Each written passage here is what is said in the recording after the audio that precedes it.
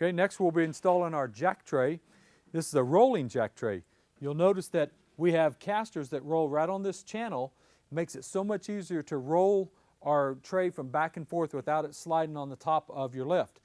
Now you want to adjust this to where it's in the middle, so you want to look at kind of a gauge to how far away you are on both sides, and then what you want to do, Lane, take and tighten up. You're going to tighten one side with a number 6 Allen wrench.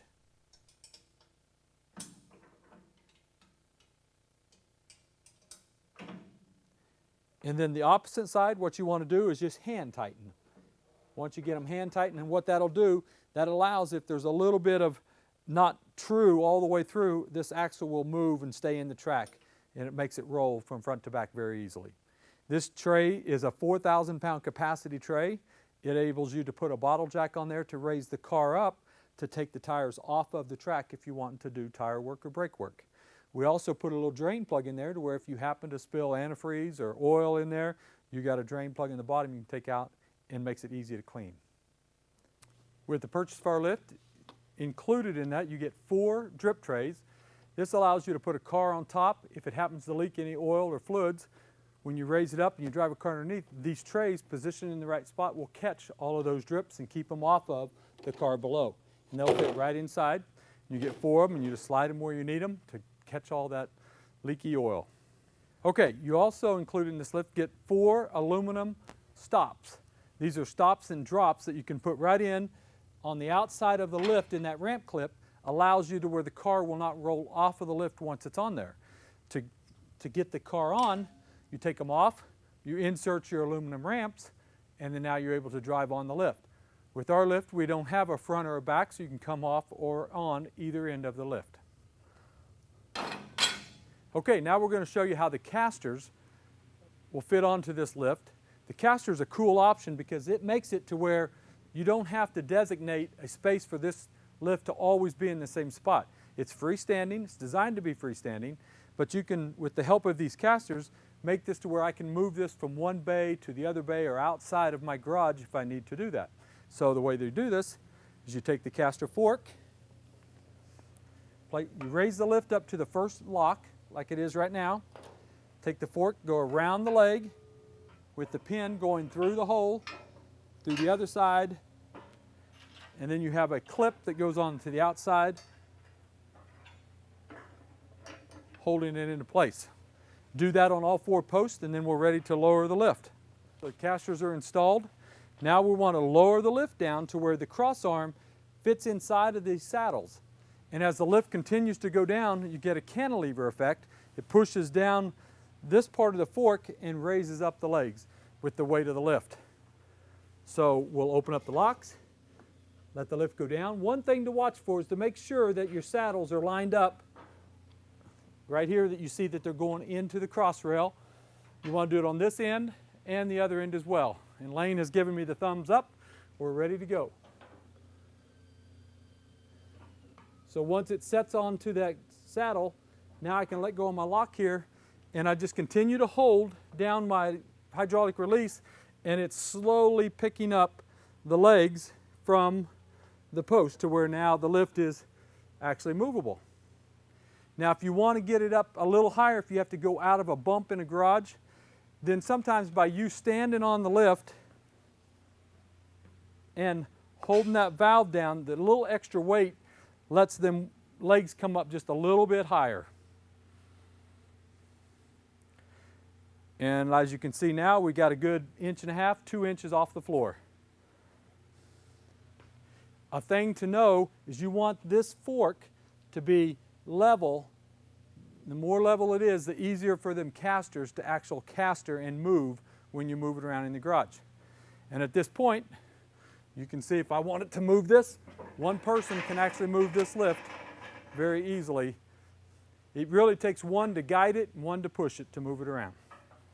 One of the last steps is now to insert your aluminum ramp so that you can drive the car up onto the lift.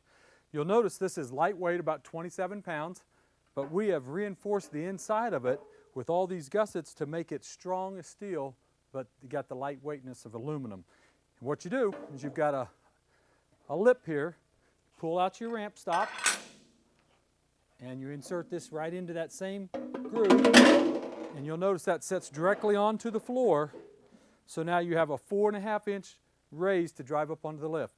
With this down here, I can drive a brand new C7 Corvette right up on here with have no drag absolutely at all. Another nice thing about this lift is you have storage for your aluminum ramps right on board on the lift. It's one less thing you have to have leaning up against the wall in the garage.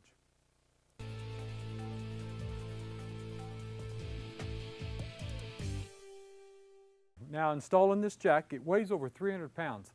It's advisable to use your cherry picker or this material handling lift as well, because it'll hold it and all you got to do is balance it. Bring it over it, lower it down. You'll adjust these wheels so that they fit in the groove.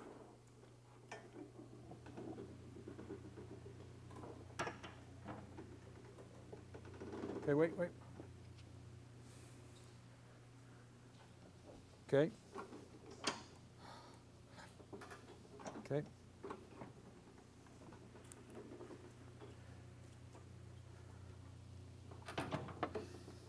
Just like so.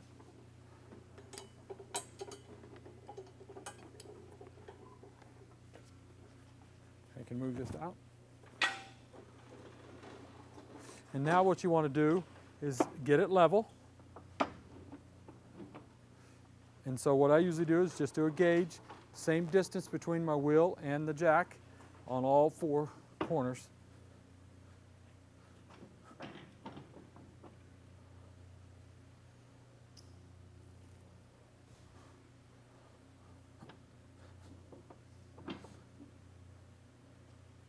Just like so. And then I'm going to tighten up my jam nuts on the outside with my number 6 Allen wrench.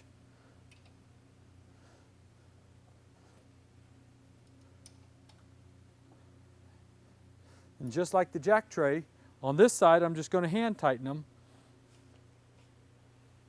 And that will allow this axle to travel in and out when it goes front to back so it stays in the middle of the groove. And this makes it easy to move these from side to side, from end to lift when you're working on the front of the car or the rear of the car. Okay, to operate this jack, very simple. This is a manual pump, hydraulic pump pumping oil to a cylinder. So there's a valve in the back here. You close it, then you've got a bent handle so that your handle is not hitting the bottom of the car. Raise this up to get the desired height you want. You pull out the lock pin, allows this lock lever to drop, and you'll see that there's 3 lock parts so that you can set the jack onto the lock. Now at this point I'm on the hydraulic, so I'm going to lower it by opening up my valve. It'll set down. Now I'm against the lock. All my pressure's off my cylinder and I'm on my jack. My cars are off of the track. I'm able to do brake work, front end work, and not have any issues of a jack that's wobbly.